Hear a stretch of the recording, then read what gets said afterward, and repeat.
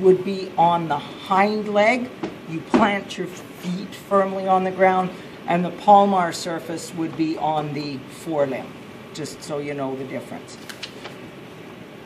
The toe, okay, there's a toe. The picture for this is in your integumentary system section chapter in your lab book, if you're looking for it.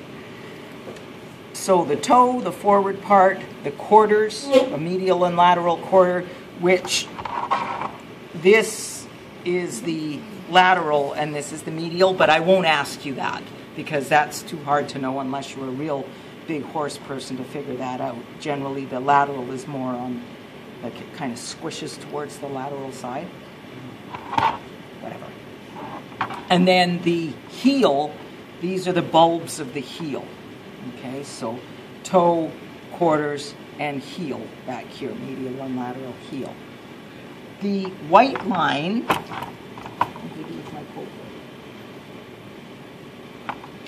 the white line looks like a white line.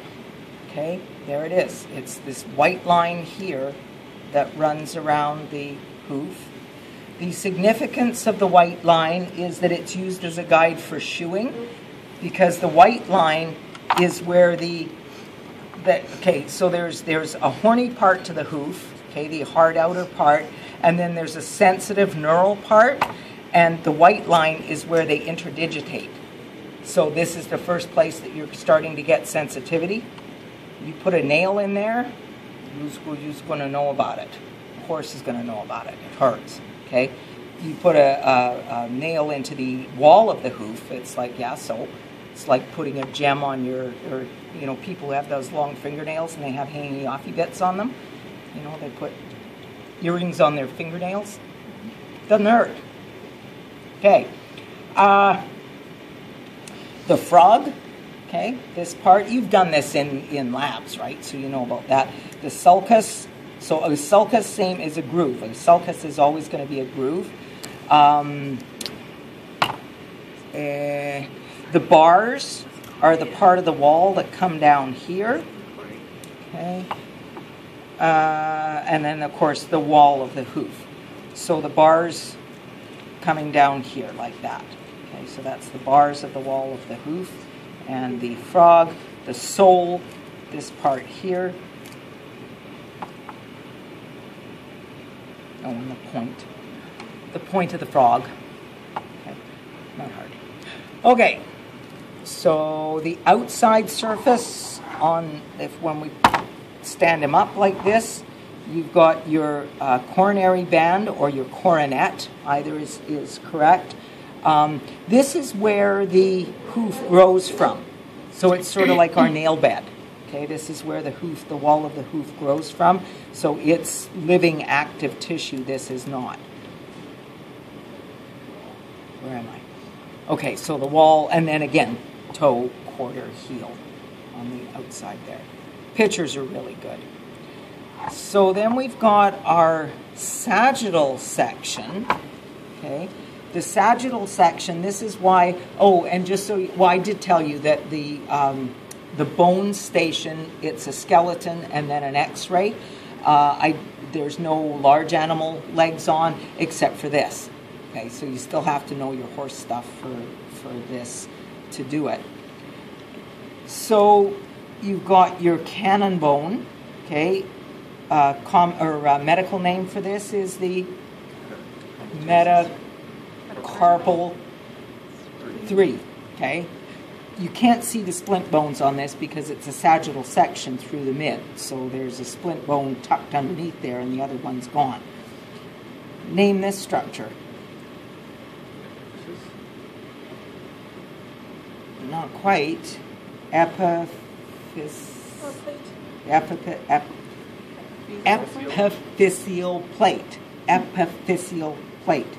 Okay, so this is the distal or proximal epiphysis, and the distal epiphysis is down here. Okay, so it's not quite finished growing, and that just shows you that the epiphyses close faster on one end than the other. So that makes this bone what? It's a carpal bone. Okay, one of the carpal bones. Because if this is metacarpal, then this must be a carpal. Okay? So that makes this then, medical term, proximal phalange, or phalanx, whatever. And the common name is long pastern, short pastern, or medial phalange or middle phalange, and distal phalange or coffin bone. Distal sesamoid or navicular. Okay, so review all of those. You need to know those. Here's the white line again. And there's the wall of the hoof. Okay, there's the sole and the frog in here. So you can always look on underneath if this is labeled. Okay, oh, and the joints. Make sure you know your common name and medical name for all of your joints here. Okay. Somebody's cheerful. It's Friday afternoon. Okay, this here is your digital cushion. Okay, and it's just a nice fat cushiony pad. It's exactly what it says it is a cushion. This here is your navicular bursa. So it's right inside the joint cavity here, and it acts as an internal cushion for the joint movement.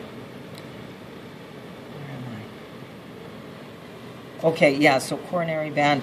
The white line, here's your horny and sensitive lamina joining together here. Digital cushion, distal sesamoid, navicular bursa. Okay, so digital cushion again, navicular bursa. And then the two tendons that you need to know. The deep digital flexor tendon is the easiest one to find. It goes deep right down in and lands up on the coffin bone here. So deep digital flexor tendon, if you can follow it all the way down here, I can label it up here. Have a look for it, and it's all the way down, deep digital flexor tendon.